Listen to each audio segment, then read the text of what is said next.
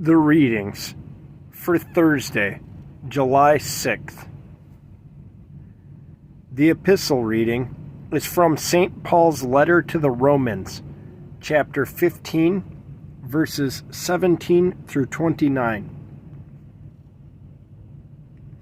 Therefore I have reason to glory in Christ Jesus in the things which pertain to God.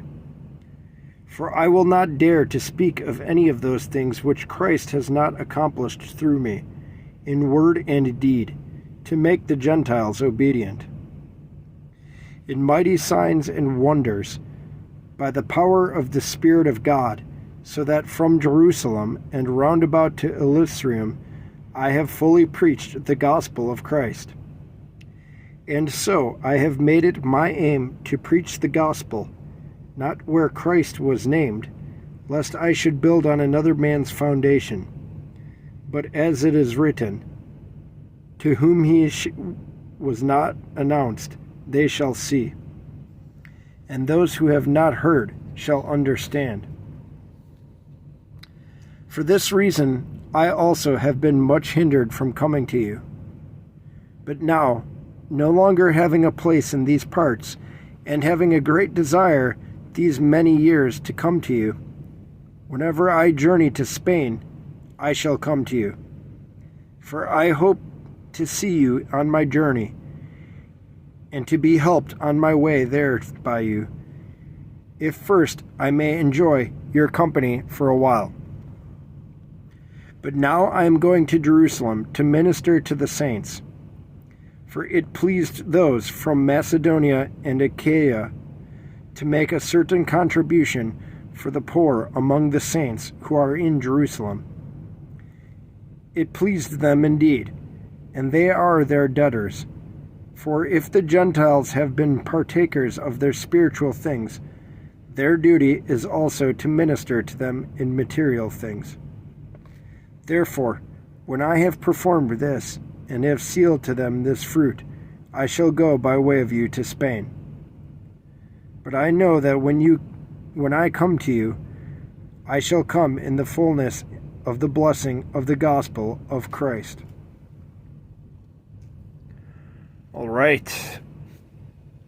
Some footnotes from the Orthodox Study Bible.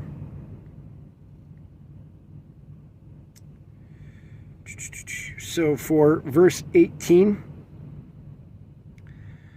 the fulfillment of both preaching and faith is righteous works done by those obedient to God. For verses, before I get too far here, let me actually go back here and read some citations. So we had one in there, at least, I want to say. In verse 21, where he says, but it is written, and he says, quote, to whom he was not announced, they shall see. This is from Isaiah chapter 52, verse 15. Okay, moving back along. For verses 20 through 24, Paul's missionary work involved preaching mostly in virgin territories, as noted in verse 20.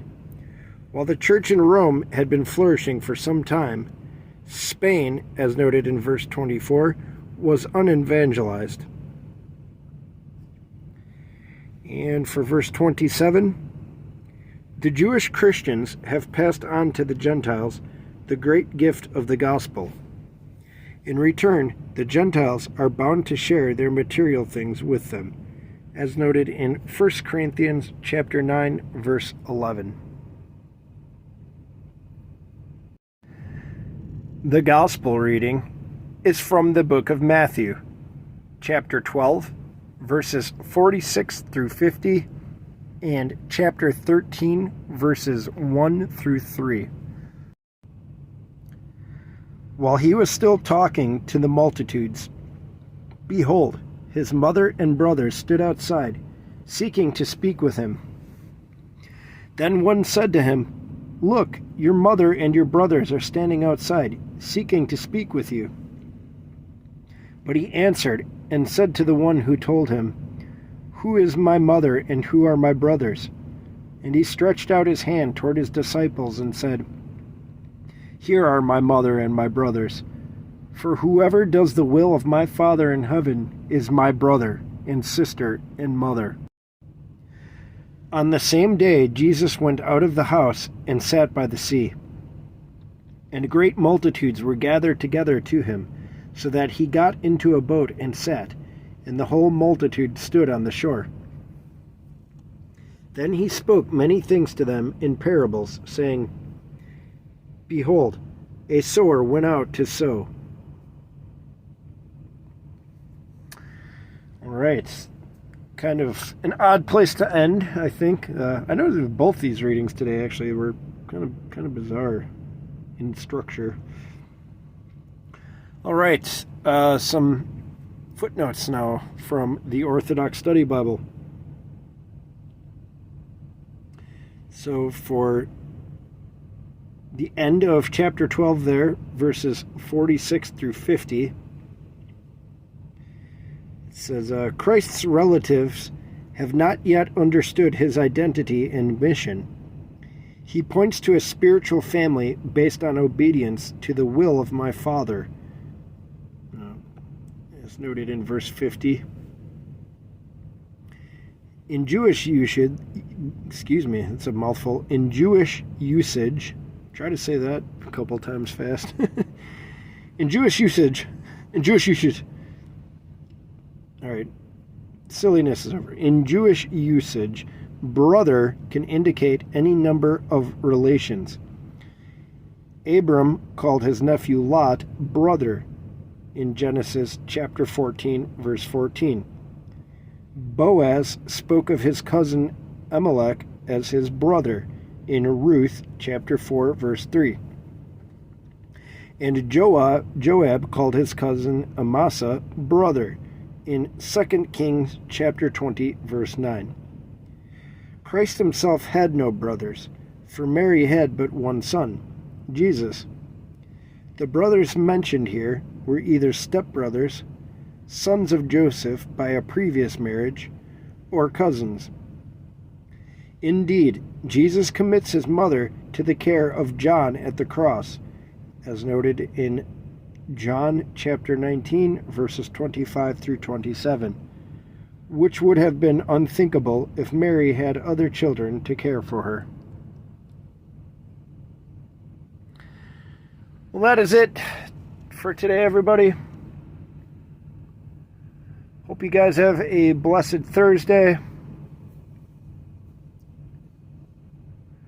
Hopefully you guys are sinking back into the rhythm okay of fasting, having regular Wednesday and Friday fast days, if that is something you're choosing to do. And hopefully you guys come back